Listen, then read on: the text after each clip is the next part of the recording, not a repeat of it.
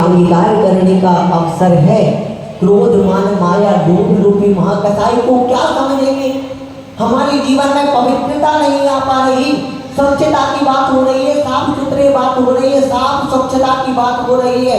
बाहर की स्वच्छता तो हमने बहुत कर ली, आज तो वास्तविकता है अंदर की स्वच्छता की।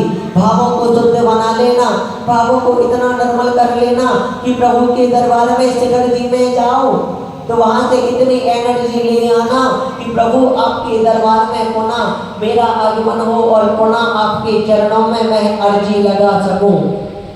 हमें विचार करना है कि किस प्रकार की पवित्रता को अपने जीवन में धारण करना है। क्रोध रूपी महाकथाएं को त्याग कर दिया, आज लोभ रूपी महाकथाएं को त्याग करना है। सांसारिक मोह माया में हमारे जीवन में कैसे लोभ कथाएं है। वह एक राजा अपने अंतिम समय में मृत्युशैया पर लेता है। उसकी 4 पुत्र हैं, चारों पुत्रों का बड़ा बड़ा बिजनेस है। एक पुत्र उनका अमेरिका में रहता है और 3 बच्चों का उनका बहुत ही बड़ा तामझाम है और वह राजा मृत्युशैया पर है, अंतिम समय है उसका। वह कहता है कि अब तो मेरे, सब लोग कहते हैं कि अब तो कम से कम इनके चारों पुत्रों को बुला लिया जाए, अंतिम समय है इनका, थोड़ा ये चारों पुत्रों का मुंह देख लेंगे, उनको देख लेंगे कि किस प्रकार से मैंने इनको बड़ा किया, किस प्रकार से क्या किया। अन्य लोग चर्चा कर रहे हैं, वह मृत्युशैया पर राजा लेटा है, चारों पुत्रों को बुलाया जाता है। अमेरिका वाला पुत्र भी आता है, सभी जो 3 व्यापारी पुत्र हैं वह भी आते हैं, दुकान इत्यादि के जो पुत्र चला रहा है वह भी आता है, सभी आते हैं। चारों पुत्र उनके सामने खड़े हैं, राजा मृत्युशैया पर लेटा है, अंतिम समय है। पुत्रगण सोचते हैं कि अब पिताजी हमसे कुछ कहेंगे कि मेरी वसीयत ले लो, मेरा ये कर लो, मेरा वो, या मुझे इलाज के लिए बाहर ले चलो, मुझे मेरा इलाज तो करा दो कम से कम, मेरे 4 पुत्र हैं, इतनी धन संपदा है।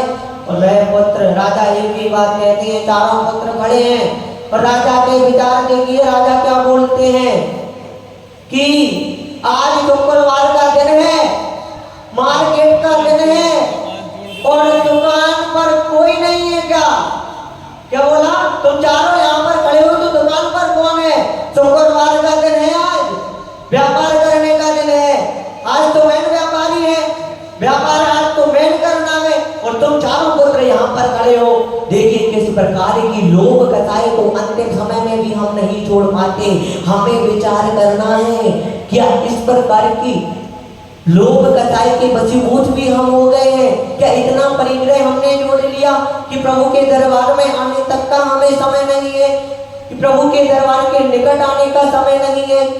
हमें विचार करना है। आज वास्तविकता में हमें वह लोभ का त्याग करना है। पहला है धन का लोभ, परिग्रह को त्याग करने का, परिग्रह को कम करने का नियम ले लेना। धीरे धीरे परिग्रह को कम करके जाना माताओं बहनों, धीरे धीरे परिग्रह को कम कर देना। कि मंदिर जी में इतना नियम सही बताना कि मंदिर जी में बैठे हो आप सभी महिलाएं, किसी भी महिला ने उत्तम क्षमा धर्म के बाद ये विचार किया कि आज से मैं 10 दिनों तक मात्र 10 साड़ी पहनूंगी, मात्र 10। ऐसी कोई महिला है?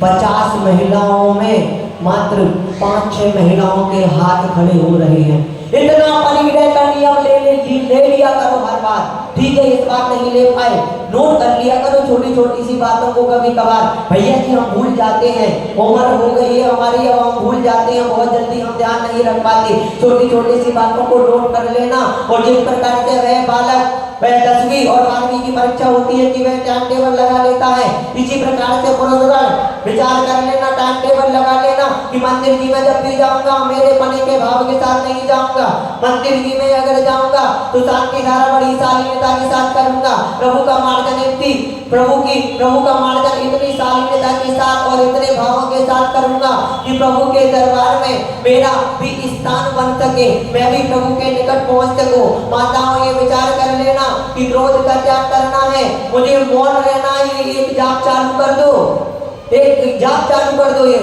मुझे मंदिर जी में आऊंगी तो मौन रहूंगी, मंदिर जी में आऊंगी मौन रहूंगी, मंदिर की वो टेप रिकॉर्डर चला लो, देखना बदलाव होगा। वास्तविकता मानना ये हंसी मजाक की बात नहीं है, बदलाव होगा हमारे जीवन में, ये वास्तविकता है हमारी। गुरुवर आचार्य गुरुवर का दृष्टांत याद आता है। जब ये बात मुझे याद आती है, गुरुवर के जीवन से सीखा है। गुरुवर जो कहते हैं वही हम अपने जीवन में भी धारण करते हैं और वही समाज को देने का प्रयास करते हैं। अपने मन से मैं कुछ भी नहीं कहता, इतना ज्ञानवान मैं नहीं हूँ। अध्यक्ष साहब जी, आपने बुलाया, मैं इतना ज्ञानवान नहीं हूँ कि आपको मैं कुछ समझा सकूं। मैं तो मेरे गुरुओं के वचनों को श्रवण करते हुए, नोट करते हुए आप तक परोस देता हूँ। हमें विचार करना है। गुरुवर ने ही कहा था कि मंदिर जी में आओ तो मौन की साधना के साथ माना, अभिषेक के शांति धारा में मौन की साधना रख लेना।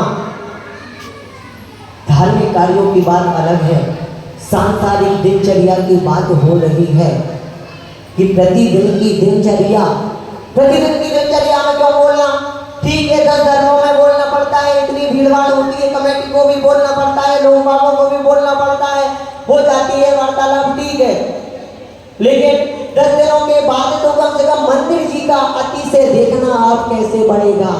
मंदिर जी की वर्गणाएं दिखना। क्यों बोलना अध्यक्ष साहब जी? किसी से क्यों बोलना? मत बोला करो किसी से, कोई अगर गलत क्रिया भी कर दे तो मत बोलना आज से किसी से।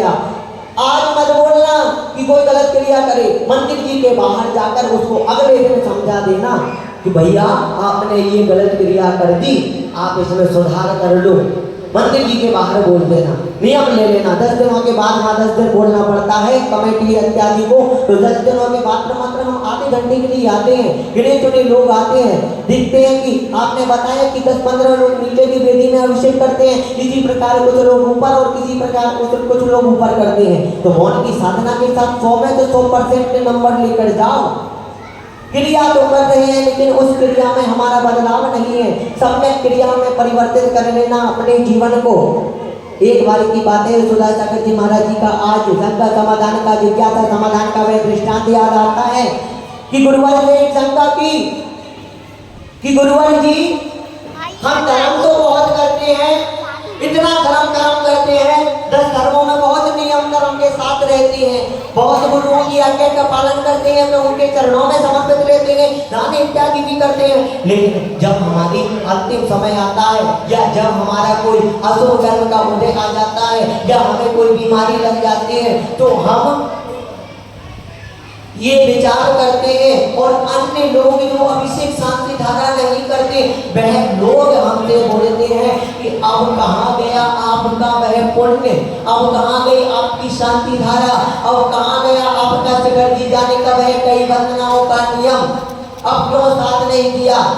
कुछ ऐसा सुरक्षा मंत्र बता दो, सुरक्षा मंत्र कि जिससे हम इस प्रकार की बीमारियों को बच में कर सके। तो गुरुवर ने कहा कि ऐसी बीमारियां भी अगर आ जाए और मरण को भी प्राप्त हो जाए तो इतना गर्व कर लेना कि मेरे साथ मेरा धर्म है, साथ में मेरे साथ कम से कम मेरा धर्म तो है साथ में, जो मुझे इस विपदा से भी निकाल देगा। ये विचार रखना, मायाजाल के भाव मत रखना, किसी के प्रति गलत भाव मत लाना, ये विचार करना धर्म तो है कम से कम मेरे साथ में, धर्म है मेरे साथ में। मैंने सच्चे मन से प्रभु की अर्चना की है, सच्ची मन से मैं प्रभु के चरणों में समर्पित हुआ हूँ, सच्चे मन से मैंने शांति धारा की है, सच्चे मन की बात हो रही है। बोला ना, जैसे ही हम मंदिर जी में आकर पवित्र भावों के साथ अभिषेक शांति धारा करेंगे तो अंतिम समय में हमें वह धर्म की बातें याद रहेंगी, विचार में रहेगा कि नहीं मैं धर्म करते हुए जा रहा हूँ, इतना गर्व होगा। हम नहीं बोलेंगे कि हमें कहीं दूसरे हॉस्पिटलों में ले चलो, हम नहीं बोलेंगे कि हमें दिल्ली बंबई के हॉस्पिटलों में ले चलो। देखना आपके भाव उस अंतिम समय में ऐसे होंगे कि नहीं मेरे भाव तो प्रभु चरणों में हुए हैं, मेरी धर्म में मृत्यु हुई है, धर्म में मृत्यु हुई है मेरी। अगर कोई ऐसा रोग भी आ जाता है तो धर्म के माध्यम से ही वह रोग का भी हरण हो जाता है। आपकी समाज में वह बैठा आज बहुत ही मन दुखित है, वह अविरल बालक आप लोगों को सबको पता होगा, अविरल बालक, उसका पुण्य उसके साथ है। पूरे धनतोर वालों सुन लेना, उसका पुण्य है उसके साथ, देखना। और किस प्रकार से उसका पुण्य उसके साथ रहेगा और एक दिन ऐसा होगा कि वह पूर्ण रूप से स्वस्थ होकर प्रभु के दरबार में शांति धारा अभिषेक करेगा। बहुत ऐसा बालक, बहुत ही वह इतना धर्मात्मा, प्रभु के चरणों में समर्पित और गुरुओं के चरणों में समर्पित, निरंतर गुरुओं के चरणों में समर्पित रहता है वह बालक। किस प्रकार से वह अपने जीवन में धर्म को धारण किए हुए है। इस अवस्था में भी उसके मन में धर्म के भाव है कि नहीं, मैं 10 धर्मों में 10 दिनों में मैं रात्रि भोजन नहीं खाऊंगा, बाहर की इत्यादि की चीजें नहीं पीऊंगा, बिस्कुट इत्यादि नहीं खाऊंगा। हमें विचार करना है, धर्म को हमें अपने जीवन में बनाए रखना है, अपने जीवन में वह धर्म का आचरण करना है। तो देखना किस प्रकार से हमारी रोग व्याधि दूर होती है, हमारे जीवन में किस प्रकार का धर्म का आचरण आता है, हमारे जीवन में किस प्रकार के बदलाव होते हैं, हम किस प्रकार से परमात्मा के निकट पहुंचते हैं। हमें विचार करना है, धर्म को अपने जीवन में अंगीकार करते रहना, धर्म का आचरण करते रहना, अपने जीवन में धर्म को धारण करते रहना। धनतोर वासियों, मन प्रभु के दरबार से जुड़े रहना, जुड़े रहना, जुड़े रहना। कहीं ऐसा ना हो देव शास्त्र गुरु के चरणों में हमेशा समर्पित रहना, तो कहीं किसी दरबार में जाने की आवश्यकता नहीं पड़ेगी। ये तो वो 3 लोग के नाथ का दरबार है जहाँ विघ्नों के सारे काम बने जाते हैं। ऐसा हमारे भारत प्रभु का दरबार है। अति से काली चमत्कारी वे चिंतामणि पार्श्वनाथ भगवान की प्रतिमा, जिनके वक्ष स्थल पर ऐसा अतिशय है, आप देखना तो कभी ऐसा आभा मंडल प्रभु के दरबार में है, ऐसे मुख से कांति छलकती है। कभी प्रभु के निकट जाकर पुजारी पर ध्यान लगाना, 5 मिनट के लिए बैठना कि हम किस दरबार में आते हैं, और इस दरबार में आकर हम ऐसी क्रियाओं को कर जाते हैं। कभी कभार मंदिर जी में आकर हम बुरे विचारों को कर जाते हैं, मंदिर जी में आकर हम गाली वाले भावों को कर जाते हैं, गाली को दे देते हैं। प्रभु के दरबार में 3 लोग के नाथ की मर्यादा नहीं रखते। हमें विचार करना है, वास्तविकता में अगर धर्म को अपने जीवन में अंगीकार करने बैठे हो तो वास्तविकता में अंदर से स्वच्छ हो जाना, अंदर से निर्मलता को धारण कर लेना, अंदर से भावों को पवित्र बना लेना। तो वास्तविकता में देखना आपके जीवन में किस प्रकार से वह बदलाव होते हैं। इतने मुनि आलिकाओं ने यहाँ पर चातुर्मास किया, ऐसा पंच कल्याण है, बता रहे थे लोग कि भैया जी ऐसा अभूतपूर्व पंच कल्याण हुआ है, इतने चतुर्विध संघ का हमें सानिध्य मिला है, ये तो धनतोर वासियों का सौभाग्य है। ऐसा पंच कल्याण हर व्यक्ति से जाके मैंने यही प्रश्न पूछा आज भी कि इतने बड़े मंदिर की भव्य जनाले की क्या आवश्यकता थी 100 घर की समाज में। सबका कहना यही था, भैया जी ये तो प्रतिमाएं जी कम है, प्रतिमाएं कम है। लोग भावों के ऐसे पंच कल्याणक में इतने भावों में निर्मलता आई थी, इतने भाव बने थे कि चतुर्विध संघ के आगे ऐसी प्रतिमाओं के भाव लेने के भाव हुए थे कि 20-20 लाख और 51-51 लाख में 100 धर्म इंद्र और कुबेर इंद्र की बोलियां लेकर उन्होंने अपने भाग्य को जगा लिया और प्रभु को विराजमान कर लिया, उस पंच कल्याणक के में भाग्य को जगा लिया। हमें विचार करना है, प्रभु के दरबार का अतिशय बनाए रखना, बनाए रखना, बनाए रखना। देखना किस प्रकार से आपका कल्याण होगा। मंदिर तो खूब बना लेते हैं हम, लेकिन मंदिर जी बनाना आवश्यक नहीं है। मंदिर जी की सेवा करना, मंदिर जी के लिए समर्पित रहना। वह अध्यक्ष साहब जी देखो, अच्छे नहीं बुरे नहीं तो अच्छे, किसी न किसी प्रकार से प्रभु के चरणों से लगे रहते हैं, लगाए रहते हैं, सभी को साथ लेकर चलते हैं कि नहीं भैया जी कोई अच्छा है तो अच्छा सही, वो बुरा है तो बुरा सही, ये प्रभु का दरबार है, हमें सबको साथ में लेकर चलना है। ऐसे भावों के साथ सुना है और बोल रहा है। गुरुवर कहते हैं कि हमारा अगर मुखिया अच्छा है, हमारे घर का बड़ा अच्छा है, बड़े लोग अच्छे हैं, तो हमारे जीवन में बदलाव आएंगे। हमारे समाज के अध्यक्ष मंत्री जी इतनी अच्छी कमेटी प्रभु के दरबार से जुड़ी है, वह प्रभु के दरबार में हमेशा समर्पित रहते हैं सभी लोग, चाहे वह अध्यक्ष जी हो, चाहे मंत्री जी हो, चाहे कोषाध्यक्ष हो, चाहे किसी भी प्रकार के सदस्य हो, वह प्रभु के चरणों से हमेशा लगे रहते हैं। हमेशा वह उनके भाव बने रहते हैं कि प्रभु के दरबार में हमें कुछ ना कुछ क्रियाओं को करना है, दान पुण्य इत्यादि करना है। ऐसे सिद्ध चक्र और गुरुओं का सानिध्य हमें मिला।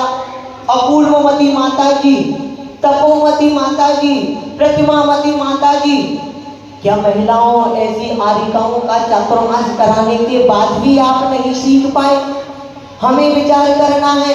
इतनी बड़ी बड़ी आरिकाओं का यहाँ पर चातुर्मास हुआ, कितने विधान हुए, कल्पद्रुम विधान हुआ, सिद्ध चक्र विधान हुआ। माता जी लोगों ने इतना धर्म प्रभावना की कि देखिए हमारा संत भवन भी कुछ समय पश्चात बनेगा। आप सभी का सहयोग अगर रहा तो हमें विचार करना है, प्रभु के चरणों में समर्पित हो जाना, प्रभु के चरणों में हमेशा अर्जी लगाते रहना, दान पुण्य इत्यादि करते रहना।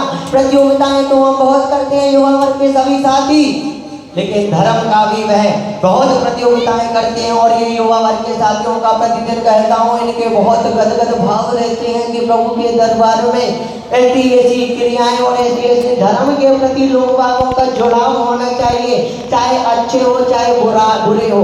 वह प्रतियोगिताएं रखते हैं, आप लोग बैठते हैं, ये बहुत अच्छी बात है, इसका कोई बुराई नहीं है। खूब बैठो, खूब प्रतियोगिताओं में भाग लो, इतनी प्रतियोगिताओं में भाग लो, इतनी गिफ्टें ले जाओ, ये दरबार कभी खाली नहीं रहता। इतनी गिफ्टें ले जाओ कि आपका घर भर जाए। लेकिन प्रभु के दरबार से भी जुड़े रहना, प्रभु के चरणों में समर्पित रहना, दान पुण्य इत्यादि करते रहना, तो वास्तविकता में देखना आपके जीवन में कैसे बदलाव होंगे। धर्म तो बहुत करते हैं, लेकिन अंदर से निर्मल बन जाना आज वास्तविकता में धर्म को अपने जीवन में अंगीकार करने का मौका है। संतों का सानिध्य तो हम बहुत ले लेते हैं, अगर संत बन पाओ तो भी ठीक है, लेकिन अगर संत ना भी बन पाओ तो संतोषी जरूर बन जाना। संतों के सानिध्य में संत ना भी बन पाओ तो कोई बड़ी बात नहीं है। गंतौर वासियों, इतने आरिकाओं का, इतने मुनि महाराजों का हमें सानिध्य मिला, उनके ज्ञान का हमने श्रवण किया, लेकिन मात्र सुनते ही नहीं रह जाना। अभी विचार कर लेना अभी भी कि किस प्रकार से माता जी लोगों ने यहाँ पर आकर धर्म प्रभावना की, किस प्रकार से दान इत्यादि के भावों को हमारे बनाया, किस प्रकार से वह माता जी लोगों ने शांति धारा में बोली की परंपरा को प्रारंभ किया, दान के भावों को हमें सिखाया कि किस प्रकार से दान को करना है, मंदिर जी में किस प्रकार से समर्पित रहना है। तो संतों की मात्र मानो मत, क्या बोला, संतों के प्रवचनों को मात्र सुनो मत। अगर 10 दिनों में से भी मात्र अगर महिलाओं बोला ना कि प्रतिदिन सुनने जरूर आना, नहीं ऐसा हो भैया जी तो ऐसी वैसी बातें बोलते हैं, अब हम नहीं जाएंगे, सुनने जरूर आना, भले ही कुछ भी समय देना प्रभु के दरबार में। तो ये वर्गणाएं बनी रहती हैं, यहाँ का आभा मंडल ऐसा होता है कि आपके भाव स्वतः ही पवित्र हो जाते हैं। कम से कम आप 24 घंटे में 1.5 घंटे का समय तो प्रभु दरबार में दे रहे हो, ये ही बहुत है। क्या बोला, प्रभु के दरबार में मात्र 1.5 घंटे तो दे रही हो, बस इतना और रख लेना कि प्रभु के दरबार में जो 1.5 घंटे का हम समय दे रहे हैं, उसमें अगर और हमें सुधार करना है, 100 में से 100 नंबर प्राप्त करना है, तो मन वचन काया तीनों को एक कर लेना, और मन वचन काया तीनों में एक रूपता ले आना, सरलता ले आना, विनम्रता को ले आना। तो देखना किस प्रकार से संतोषी जीवन हमारा बनता है, हमारे जीवन में किस प्रकार से भाव आते हैं, गृहस्थ अवस्था में रहकर हम किस प्रकार से अपने जीवन में वह आदर्श जीवन। आज के प्रवचनों में यह विशेष था सदा सागर जी महाराज जी का कि आदर्श जीवन, आदर्श गृहस्थ कैसे बने। गृहस्थ तो हम खूब बन गए, बोला ना क्रिया को सम्यक क्रिया में परिवर्तित करना है, उसी प्रकार गृहस्थ अवस्था तो हमने बहुत बिता ली, अब हमें आदर्श गृहस्थ बनना है। आदर्श गृहस्थ कैसे बनेंगे, 6 आवश्यकों का पालन कर लेना, मंदिर जी के प्रांगण में मात्र देव पूजा, गुरु उपासना, स्वाध्याय, संयम, तपदान, इस प्रकार के भावों को 6 आवश्यकों को धारण कर लेना। इसके बाद ऐसे व्यापार को करना जिससे संकल्पहीनता का हमारा त्याग रहे। व्यापार इत्यादि भी आवश्यक है, लेकिन कभी किराने इत्यादि की दुकानों में या अन्य दुकानों में ऐसे पदार्थों को मत रखना। भैया जी ऐसा मत बोलो आप, कि यहाँ बहुत किराने की दुकान है, तो दुकान बंद करने को नहीं बोल रहे। ऐसी सामानों को मत रखना जिनसे जीव हिंसा इत्यादि होती है। संकल्प हिंसा का त्याग कर देना। आदर्श ग्रस्त का किस प्रकार से आदर्श ग्रस्त बनते हैं, विवाह इत्यादि करो तो विवाह में वह उस प्रकार की वह वासना को मत रखना। विवाह करके वासना के भावों को रख ले। ऐसे भावों को रखना कि कुल परंपरा को हमें बढ़ाना है, धर्म के मार्ग में हमें परंपरा में चलना है, हमें अपने बच्चों को धर्म के मार्गों पर लगाना है। अगर इस प्रकार के आदर्श गृहस्थ अगर वास्तविकता में आप घनौर वासियों बन गए तो एक दिन पारसनाथ भगवान का दरबार भी चमत्कारी दरबार माना जाएगा। हमें विचार करना है, अपने जीवन में विचार कर लेना और वह संकल्प हिंसा आदि का त्याग कर देना। मंदिर जी में मात्र भावों को निर्मल बना लेना। मंदिर जी में मात्र क्रोध मान माया लोभ चार कसाय का विषय आज समाप्त होता है। और चार कसायों को मंदिर जी के प्रांगण में कभी उपयोग मत करना। मन से भी निकाल लेना, नहीं तो ऊपर पट्टी माया चाली वाली दिखाओ कि किसी से बोल दिया किसी से नहीं बोला। ऐसे भावों को नहीं, अंदर और बाहर एक हो जाना। आज तो संतोषी बनने का दिन है, भीतर और बाहर एक हो जाना।